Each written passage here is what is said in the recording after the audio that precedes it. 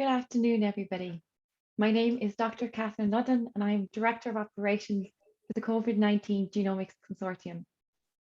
Good afternoon, and I would like to welcome everybody to our 6th Women in COG event. Today we have a very special Women in COG event. We can call it our Christmas special, where we'll be hearing from Sir Jeremy Farrar and Professor Sharon Peacock.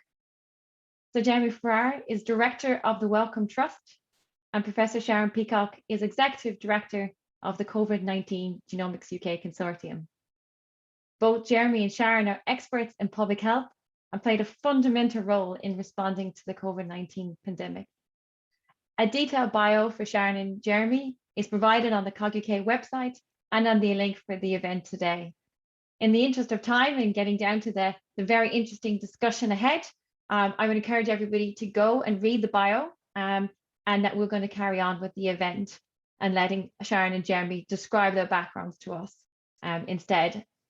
The event today would involve a 30-minute conversation between Sharon and Jeremy and a 10-minute part at the end for questions. I would encourage everybody to please post any questions in the Q&A box, and we'll try to get to them at the end of the session. So that Q&A, we aim to start at about 12:50. Sharon and Jeremy will be discussing a broad range of topics, including equality and diversity and challenges they have come in their career to date. I have no doubt that it's going to be a very exciting event, and I'm very looking forward to the discussion ahead. Just to note, the event today will be recorded, and we will be creating a blog, which will be available on our website and will be sent to everybody who has registered today. So without further ado, I would like to hand over to Sharon and Jeremy, who will lead the discussion for the next 30 minutes. Thank you both. Thank you so much, Catherine, and thank you for your contribution to Women in COG as well.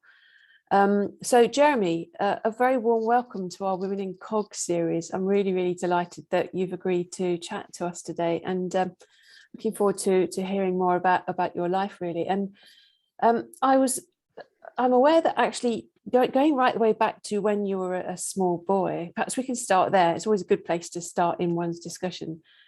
I'm really interested in your kind of early life and how that kind of shaped your thinking around, a career to medicine and science. What was it like for you when you were a child? I'm not somebody that has very early memories, Sharon, of, I'm not somebody that can remember back to when they were 3 or 4. So my memories really start, actually, my first memory actually is when I first came to this country, which I think actually first came to this country when I must have been about 6 or 7, is my first memory. I was born in Singapore. We lived in Cyprus. My father was an English teacher. My mother worked in a number of different roles, but was also an artist. Then they emigrated to New Zealand. That didn't work out very well, I'm afraid. So after 6 months, my mother, who was a bit sort of avant-garde, found New Zealand. This isn't critical of any New Zealanders on the call, but in the late 60s, New Zealand was quite, I hate to say it, chauvinistic, and it wasn't quite what my mother had in mind. And we lived next to this glue factory, and the school where my father was going to teach hadn't been built. So it wasn't a very happy experience, I'm afraid. And I've not been back to New Zealand. I should go back. But so my first memory was arriving at Southampton docks, actually, coming off the boat from Singapore. It seems from New Zealand. Seems remarkable to say now. And then we lived in this country for a few years, and then I went with my parents. I'm the youngest of 6 children, but went with my parents to live in Tripoli, Libya. Lived there for 7 years.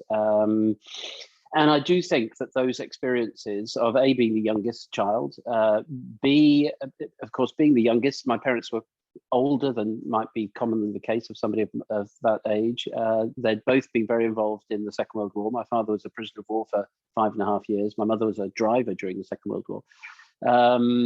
And the experience of living in the Middle East, in Tripoli, and other parts of the world, I think does give you a perspective on things. And then when the parents did come back from Libya, my father then gave up teaching and actually worked as an auxiliary nurse, actually, in a then inpatient place for people, hospital, I suppose, for people with mental health issues. And that was quite an eye-opening experience for him, I know, in the last few years of his life. So, yeah. So, I mean, that is quite an unusual background. We all have our own stories. Where did you go to school? Because one of the things that really hampered my earlier life, well, it certainly hampered my education. It didn't hamper me as a person, but it hampered my education, was that I failed the 11 plus, and it was really difficult to get around that obstruction, because once you failed your 11 plus, you were down into a secondary modern stream, and people didn't do qualifications, they didn't go to university. What about your kind of, did you take the 11 plus? So this time, at that stage, we were living in Libya, and I was at a school in Libya, actually, where my father was a teacher. But your experience was, people forget now that experience, and there's a lot of arguments about grammar schools and secondary moderns and comprehensives and what's the right and the wrong. But in my siblings, of which there are 6 of us, there were 2 of us that went to grammar schools. I went to a grammar school when I did come to this country as a teenager, and 4 of the siblings went to the same experience you had. And for instance, the brother next to me, just a few years older from me, went to the secondary modern school, living in Hampshire at that stage. And there were subjects he wasn't able to do. Wasn't considered right for either male or female students to do certain subjects. And I think people forget that at the age of 11, when many of us, including myself, hadn't really matured properly, and it's far too young, you were then put into a stream of one or the other. I actually, along with one of my eldest brother, actually ended up going to a grammar school when I did come to this country later as a teenager. But then Sharon and I ended up at a grammar school as it was then, and then I didn't get the grades at A level to go to what I wanted to do. So I had to then resit my exams at the A level stage rather than at the 11 plus stage. But I've always abhorred the idea that at 11 you could decide the trajectory of a future educational opportunities for children at the age of 11 because of that family experience. Yeah, I mean, it was such a powerful influencer, and I think that what we're talking about here is so pertinent to today. So social mobility through education and being able to get access to education so that you can actually do what you want to in your life is a really key enabler, actually. And I think not only giving people the opportunity to have an education, but also having the role models, because back then I didn't know anybody who'd gone to university, actually, and we didn't have many books in the house, and it's having that kind of very early influence, I think, to help you think about an alternative life for yourself. Yeah, that was very different for me because my father was an English teacher, and although he had never gone to university, 3 of the 6 of the children did go to university. The first one dropped out in the 60s, and it was a painful memory of me. He went to India in a sort of part of that time of the late 60s, when as a fan of the Beatles and other music streams, he went off to India. And I remember having to send half of my pocket money to him in India every week or month because he was destitute and was selling his blood and things like that in India. And he dropped out of university, and then the siblings went to university. So 3 of us, 2 of us finished it and 1 didn't, but the others did not go to university. Yeah. And it was just the generation, I suppose, of both of our parents. Neither of my parents went to university either, but because my father was an primary school teacher, but English was his thing, actually the households that I was always in as a child were full of books. The toilets had poetry on the walls, and so that was very different. And I think that it is education, but it is also that critical family environment. Who are you around? Yeah. And I obviously this is a women in COG event, so we like to sort of really explore some of the issues for women. But I mean, are there particular women who've inspired or helped you in your career? You obviously despite your problems with getting your A levels, you went to medical school and you've been incredibly successful. I'm sort of looking over that time. Are there women that have inspired or helped you in your career? And you know, why were they inspiring? Yeah, I think it's also really important, to recognise people as goes along. We are, if we're lucky, we all, I think, are lucky enough to have people that inspire us. We're also probably lucky, although it doesn't feel it at the time. We look at people and we say, I just don't want to do things like you did them. And you learn from both of those. I've taken recently, as you got older, to actually writing to people that have sort of I've come across in my career, actually to thank them now, because I realise that, you know, some of them are getting to be, you know, of an age where I may not see them again, and I'd rather thank them now than say that after they've gone to their families and things. I think sort of in a professional side, you know, in other words, from college onwards, I picked out in other places as well, Cheryl Tickle. Cheryl Tickle was a developmental biologist working at then what was called the Middlesex Hospital in London, and I was doing a degree with Cheryl in my third year, integrated degree between my preclinical years at University College London and my clinical years at the Westminster Medical School. And the degree I did with Cheryl was, I think, really central to any future pathways I took. And what Cheryl really opened my eyes to, which I had not seen before that, was that science was exciting. That science actually, you know what it was like, Sharon, in medical schools, particularly the first 2 years, you are forced to learn where this muscle inserts and where that nerve flows and that blood vessel goes, and you have to learn long lists of things. And I'm not saying it's boring, but there's not much creativity in it. And Cheryl was an amazing scientist, developmental biologist, working on the impact of vitamin A on chick limb bud development. I mean, a long way from anything I've done subsequently, and that doesn't matter. But she did really open my eyes to the fact that you didn't have to know.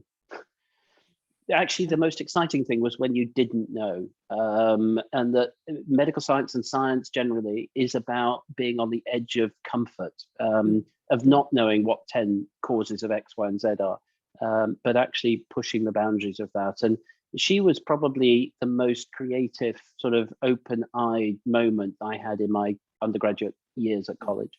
Yeah, it'd be interesting to hear whether you're still in touch with her and whether you've written to her. But I'd like to come back to this point about writing to people to thank them. I agree with you entirely. So there was a man in my life who helped me get into the University of Southampton. So I had quite a tricky time getting the GCSEs and A levels and so on. And I went as a mature student, and there were very few universities back then that accepted mature students. And I had been rejected by Southampton twice through the UCAS, you know, the kind of formal system. And so I just rang them up one day and said, you know, you don't know me, but I'd quite like to talk to you about coming to the university. And I met this guy, he's a biochemist, actually, professor of biochemistry, and he was the admissions tutor at Southampton for medicine. And I said, look, can you just see me? And David Wilton, he did see me in his office, and he must have seen something in me, because he said, you know, why do you want to come? And within 4 weeks, I was at medical school. I could not believe it. And perhaps somebody had dropped out. I go back to him, I write to him and say, and said a big thank you, because a small act of kindness, and I think it comes down to a small act of kindness, helping other people, can completely change their lives. And you know, when I wrote to him, he probably didn't remember me that well, because I'm one of many, many people who he's helped. But that small act of kindness really changed my life, and writing to him was really important. And so I think that's a really good sort of concept of thanking people, actually. I think it is. And I also think it is very important as well, though, and we've all had this, you've had this, to also learn how not to do things. You know, we often talk about these, and we've all been fortunate enough, at least you and I, to have some great mentors, great supporters, people willing to sort of listen to problems as we've gone along and the rest of it. And we've hugely thanks for those. It's also important to observe how you feel you don't want to be. And I don't want to name those people that I've not wished to follow, but I think it's being an observer of people, I think, is really critically important, and then trying to be, and this is much harder, of course, being an observer of yourself. That is much harder to do, but equally importantly. Yeah, I mean, and that's all about seeing the sort of person that you want to develop by looking at role models, both good and not so good. And I think the other really powerful thing for me is listening very carefully to what people are saying. So not just observing, but listening to what they do say and what they don't say. I think listening is probably an understated power that we have, that we can use in our lives. There's a Vietnamese phrase, which I'll give in English, not in Vietnamese, because my Vietnamese is so awful now, but there's a Vietnamese phrase that goes along the lines of, when you're in conversation with somebody else, it's probably better to speak less than half the time. And I think that's a pretty good thing. And if you then expand that to being in a group of, let's say, around a table or something, or either at dinner or in some sort of committee or whatever, and so there's 10 people there, and you end up speaking sort of less than 10% of the time, you'll probably do well. Yeah, so you probably need to check in with yourself every now and again to make sure that you're not overdoing it. So I want to sort of move on a little bit now, because as I say, this is kind of Women in STEM event, and really explore what your views are around some of the kind of inequalities in terms of for example, the number of women in senior positions compared with men in STEM, in medicine, etc. I mean, we know, because we live through it every day, that there is a big inequality there. And so, I wonder if you cast your mind back over your career, are there recognizable factors that have contributed to that? And I mean, I just wonder what we might be able to do that would change the paradigm, because I mean, we've been in medicine about the same period of time now, and some things haven't really changed over that period. Some things have, for the better, for sure.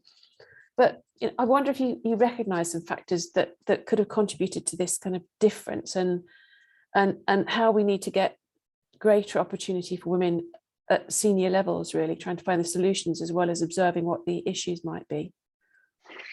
Yeah, I think the one thing I'd say, sort of in what you just said there, and it goes back to this sort of stage of a career we are both in now, and that is to sort of dismiss, in a way, the idea that here in 2021, compared to when you first went to Southampton or whenever, 20, 30 years ago, whenever it was, that things are in verdict sort of better, and therefore it's okay.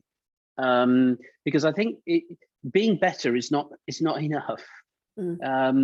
If you're coming through the system now, the challenges that you will face will be different to what they were 20 or 30 years ago.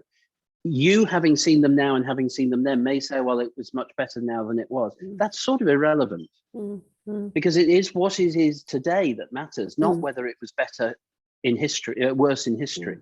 And I think sometimes we think we're on a trajectory and therefore it's okay. And the second thing I'd say is that trajectory is not linear. It shouldn't be linear. In other words, it doesn't just incrementally get better each year and therefore everyone's happy. I don't believe that. I do think there needs to be sort of step changes at various moments. I think one of the step changes, actually, I wasn't here at the time, so I was observing it from a distance, and I'm not sure whether it is still quite fit for purpose. But I do think what Sally Davies did around the Athena movement really made a difference. I think Sally deserves great credit for that. She identified something that had been a problem in her career, and she had some very difficult times, as you know, during her career. And she said, we can't go on like this. And we are going to, from the position she was then in, to say we're going to change this, and we're going to change that in this way. And there was a lot of anger, there was a lot of frustration that it didn't need to do that there was progress being made, it was incremental, but it would get there in the end. And Sally said no, and I think she was absolutely right. Whether Athena Swan now, I don't know what it is, 10, 12 years, whatever it is later, is still capable of providing that step change, I don't know. And I think it's something we should perhaps go back to revisit, because those Challenges may be slightly different today, but they're no less than they were, I think, all those many years ago. Yeah, I think that's absolutely right. And I think that's a good reminder to all of us that actually you wake up in the morning and you have to have bring fresh eyes on the situation that you find yourself in. And if there's any inequalities, then we have to call it out. And, you know, to think about what we could do now to create a step change rather than, you know, gradual incremental change is going to be really key. Looking at sort of at the wider picture of equality and diversity, I mean, that goes obviously far beyond women and, you know, equality for women. There are swathes of society that are disadvantaged for a wide range of reasons. You know, and for example, you know, the Black Lives Matter movement, etc., is quite rightly becoming more prominent, and the whole issue of representation is much more visible and audible now, which is absolutely right. But can I get your thoughts on this and how this should be shaping the future of science and medicine, actually? Yeah, and I think it's really important to bring in, you know, the Black Lives Matter movement and the shock of 2019, 2020, and the danger, I think, is that as time goes on, that shock lessens.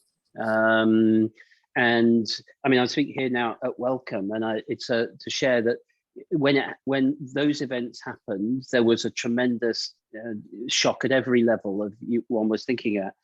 The danger is that as time goes on and other issues become to the surface, that your shock of that moment, wanes to some degree, and it becomes into the horrible phrase of sort of business as usual that you need to adjust to. And I think that is really dangerous.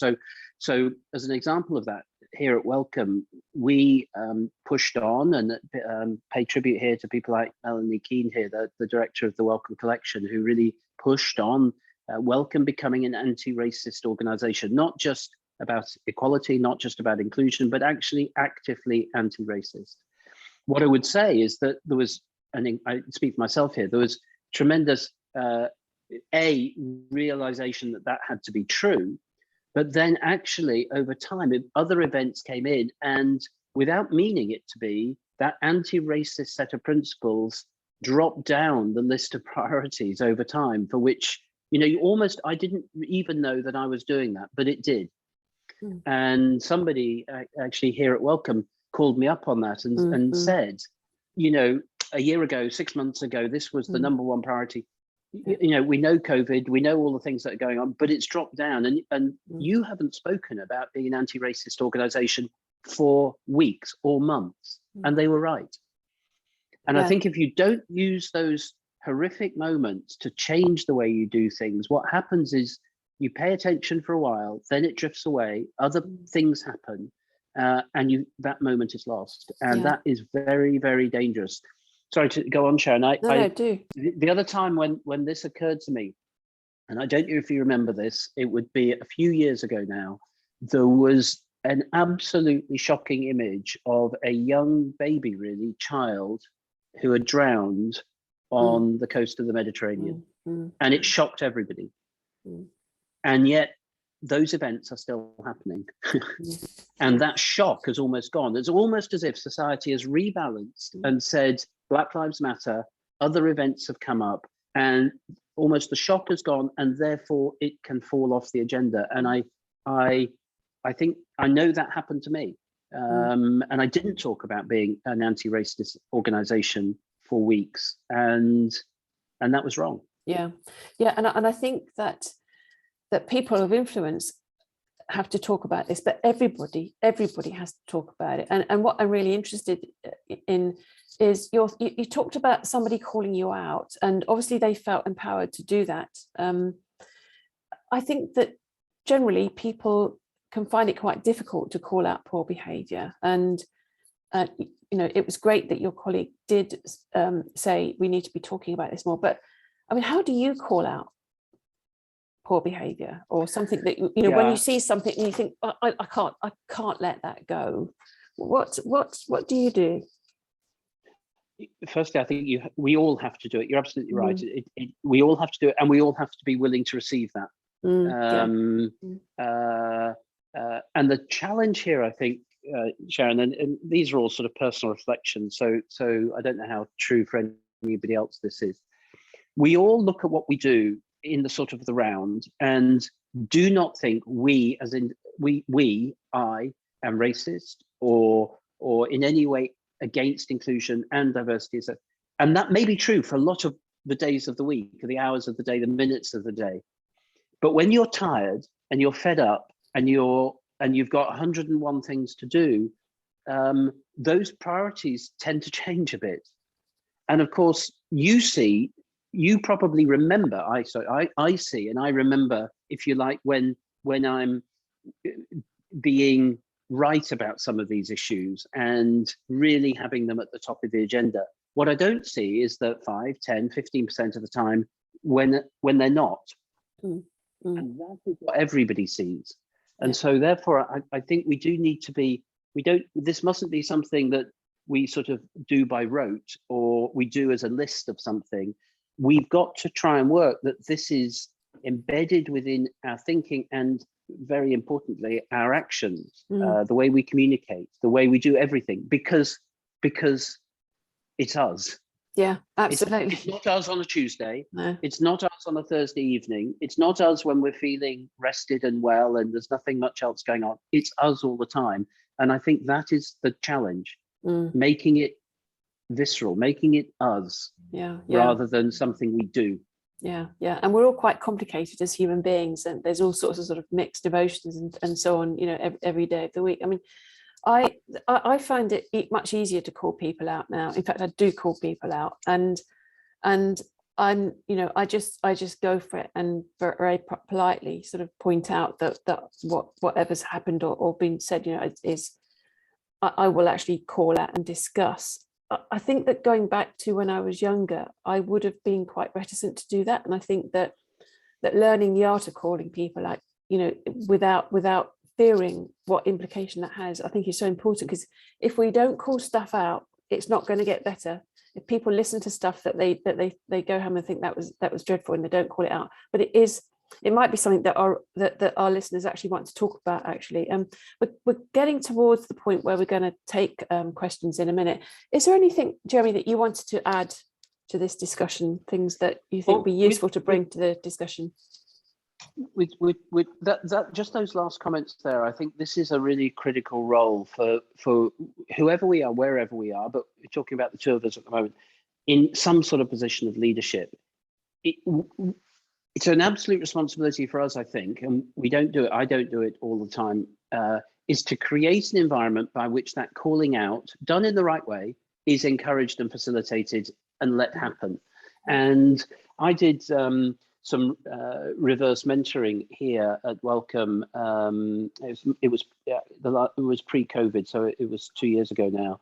But one of the things I learned from that system was where we had a time at the start of that reverse mentoring when I think it was called the cloakroom or something. I can't remember what the word was, but where you came in, but you didn't start with the actions and the work immediately. You just had a time which was, if you like, taking off one coat and putting a new coat on. And in that environment, calling things out in a respectful way, of course, but calling things out and allowing and facilitating that happen is something that I think in any of us in leadership positions can create an environment where that is the norm.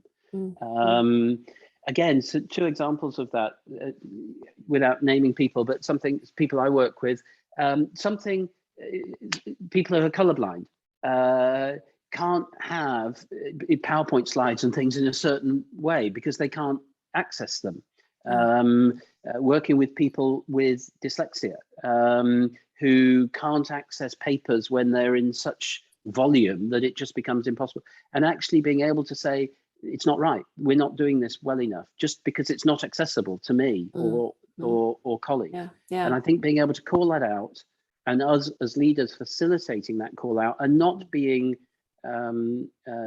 defensive about it is absolutely, that's the sort of environment we would like to have. But and I mean, I've sort of been a mentor for many years. I've met a great many people who've come for advice, and And at the start of that period in my life, I would often say, what's your CV like? What grants are you going to go for? What papers are you going to write? You know, what, but now I actually talk a lot more about, you know, the situations you find yourself, how you can, you know, deal with difficult situations, etc., etc. And that's often quite useful. How do you manage your time? How do you, it's kind of those skills that are really important. Well, I guess that we've probably talked enough. I'm going to look to the questions now, and so if you're happy to take some questions, the first question is from Sarah Siegel. Thank you, Sarah. There's a question for you, Jeremy. You've been outspoken about how the government acted in spring 2020. What do you think government should be doing now in Omicron? Now, that is quite a political hot potato, so you may or may not want to, given that this is a Women in COG event, you may or may not want to expand on that. No, I'm happy to. In March, spring of 2020, yeah, was frustrating. I can promise you the autumn of 2020 was much worse, when I felt that the mistakes of the spring were repeated, despite, including from COG-UK, the most phenomenal data of anywhere in the world, probably. It was in spring of 2020, you could, if you were charitable, say we didn't really know what was happening and have all the data. By the fourth quarter of 2020, we had absolute sight of the data, and yet we made some of the same mistakes. And in terms of what the government should be doing now, I mean, the tragedy for me of the moment is it's not necessarily what you do now, although I've come to that, it's what you did 3 months ago that really matters. And I and at the time felt that taking off all restrictions and running the epidemic very hot left us very exposed if something changed. And indeed, Omicron has changed the thing. And so there's very little wiggle room in the system when you run it so hot. Might be good if nothing changes, but if something changes, you're then under enormous pressure. And I think it's going to be a very, very difficult few months now. And I think Chris Whitty's advice actually this week and in the newscast was spot on. We are going to have to prioritize, it's a horrible word to use, but prioritize our contacts over the festive period and New Year. We're going to have to limit them to some degree if we're going to try and reduce the transmission from what is a phenomenal new virus. Okay, thanks for that. And so our second question is from Charlotte Summers. She says, if you could change one thing to improve, it's in fact both of us, if we could change one thing to improve equality in research environments, what would it be? So I think we both have a kind of have a response to that, perhaps. Do you want to start? I think it for me it would be and it doesn't matter, it's a research environment, an institute, or here at Wellcome, it would be to, and we're not there yet by any means, to have an environment where whoever we are, we feel we can bring ourselves to that environment and do well, whatever doing well means. And I don't think that's true at the moment. I think to me, in some degree, that is the heart of inclusivity. It is providing an environment which everybody can be themselves, and know that that is a safe space. And as a result, the environment, as well as themselves, their colleagues, I think will get the most out of each other. Yeah. I mean, I think that there's many things I'd like to do to improve quality in research environments. But something that's very much in my mind at the moment is around social mobility. And there are kind of initiatives like Into Science, Into Research, which identify people who are at school, who have a kind of particular background, which means that it would be quite tough for them to get into STEM otherwise, and actually support them through summer placements and, you know, fire up their enthusiasm for STEM and give them opportunities. So I think for me, it's tapping into that untapped wealth of young people who are gifted but don't have that opportunity. And by doing that, I would hope that would also change the research environments, because it won't actually be people that all look the same and sound the same. It will bring in diversity into the environment, which I think would be helpful in itself. Okay, so let's see. I've got a quick one here from Sarah Judges. So, what's your proudest achievement to date? Oh, obviously, I think it would probably have to be having a reasonably happy family life would probably come at number one. I'm very proud of some of the sporting stuff I've done, I have to say. Very proud of the fact that when I did resat my A levels, I actually got reasonable grades. So that was a proud moment. Well, we can compare grades later, Jeremy. I bet your grades were better than mine. But I think in terms professionally, I think probably the work still done, and maybe in years to come I'll look back on the times at Wellcome, but it's it's too close to that really still at the moment. But I think the work in Vietnam was obviously, I was fortunate enough to take over the leadership of that from others who set a very, very incredible foundation, but building that up over years and into something which has then, I think, been sustained after leaving, and that is very important, was probably professionally the proudest thing I've done. Yeah, thank you. I mean, from my perspective, my family would come first, of course, and so I guess the question was more about what you've done at work, and for me, COG-UK is a standout moment because I've been spending a decade researching pathogen sequencing and how you can translate that into public health and interventions, and I don't think we're ever going to go back from pathogen sequencing now. It's just here to stay. It's a technology that everybody knows about, the public know about, policymakers, politicians, etc. And I think that's been terrific. And there's a whole range of science that's come to attention that is never going to go back in its box again. So I think that's okay. We're doing okay for time. We've just got probably time for one or two more questions. It might take me a while to read this question. This is a question from Nina. Thank you, Nina, for your question. Charters, concordats, policies and guidelines. Undoubtedly, these have all had some positive impact on researchers and the research space. But the sheer volume, complexity, overlapping frameworks and objectives can feel overwhelming to the point that compliance becomes impossible. How do we keep these noble aims on the agenda whilst giving researchers the time and space to keep doing their best research? It's a good question, actually, isn't it? It's a very, very good question. And I think the complexity, the demands, both from a research career, from a teaching career, from family responsibilities, from other professional responsibilities now, is nothing short of staggering. Having sort of been one step removed now from the research academic community for a while, though, I also think that some of the practices from the commercial world would bring benefits to the academic world. And what I mean by that is tell me if I'm wrong, but certainly my impression still is that many people in the research environment are having to do everything for themselves, from writing the papers to doing the research, to doing the teaching, to doing the critically important administrative roles, the program management, the project management. And I do think in this, there's something to be learned, and funders have got a really important role to play in enhancing the really important roles of really good project and program managers, administrative support, administrative help, so that people can focus on what they do best rather than having to do absolutely everything. Of course, that needs to be funded, and that's something that is always a challenge. But the academic community as well, I think, has also got to also learn, and I've had to learn this, how to give things up to others who are better at doing them. Yes.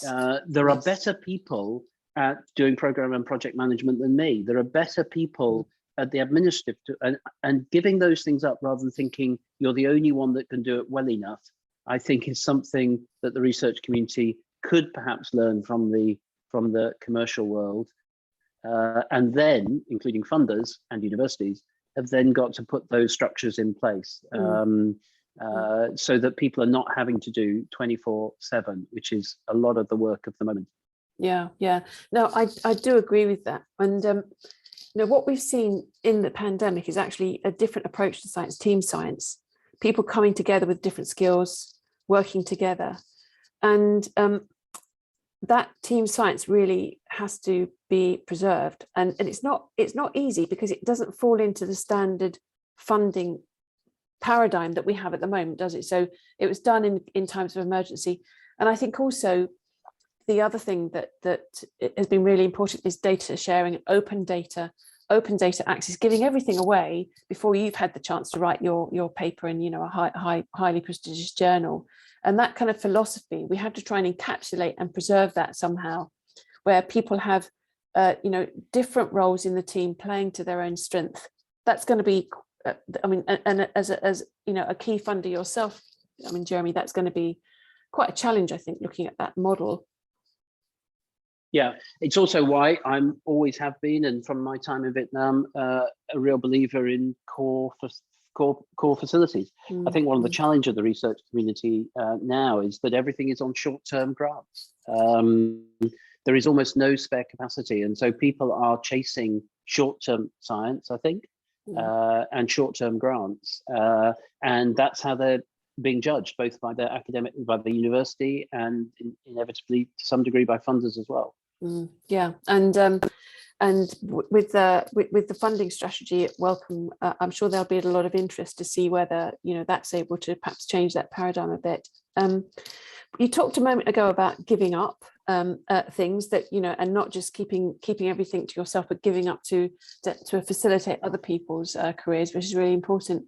But I think we're going to have to give up this discussion now because we've actually reached nearly the end. It's 12:58, and I mean, I could talk for hours. I'm not sure that we keep much of an audience for hours, but I could talk to you for hours, Jeremy. And it's been an absolute pleasure to chat to you. So thank you for coming to talk to us today. It's really appreciated. A big thank you. No, it's been a pleasure, Sharon. If you weren't so brilliant doing the COG-UK, you could have another life doing interviews for the mainstream media. So, you know. Okay, I'll keep that in mind and see. I'll keep that in mind as an alternative career. But thank you again, and I'm going to hand back now to Catherine to close the meeting. Thanks very much. And I would say apologies to everybody who's typed in their brilliant questions and we didn't get around to it, because there were quite a few questions. So my apologies if we didn't get to your question. Thank you very much, Sharon and Jeremy. That was a wonderful discussion. I think covered so many topics, and again, I'm a person who would love to hear more, but we've run out of time. As I said earlier, we're going to have a blog on the event today, so we can kind of capture the key things discussed, and the recording will be made available. So please do feel free to watch and share those with your friends and colleagues. We will be having a January COG Women in COG event, so we'll be circulating information on that, which is to say it's going to be very exciting. And as a spoiler alert, it's going to be very much so based on global surveillance, but watch this space and we will follow up with details shortly. So I'd like to end with just thanking Sharon and Jeremy and everybody else for tuning in, and have a wonderful day and have a wonderful Christmas. I'm looking forward to seeing everybody in January. Thank you. Thank you very much. Bye-bye. Bye. Bye.